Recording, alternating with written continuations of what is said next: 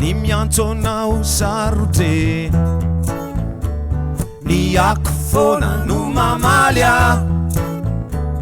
tovolankakafite disotianao fona jambany fity malahelo anao fona tolasaretinizy ty ufanafudin zany mila midiny eto antany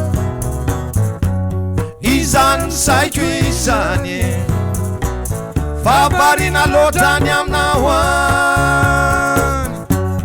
ufanafudin zany mila midiny eto antany izany saiko izany fabarina loatrany aminao any ny saiko tonga eto tany any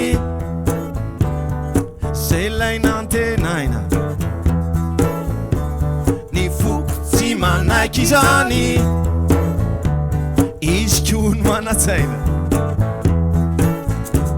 ny saina dia manambara misy fetrany fity ny foko samamaly tsara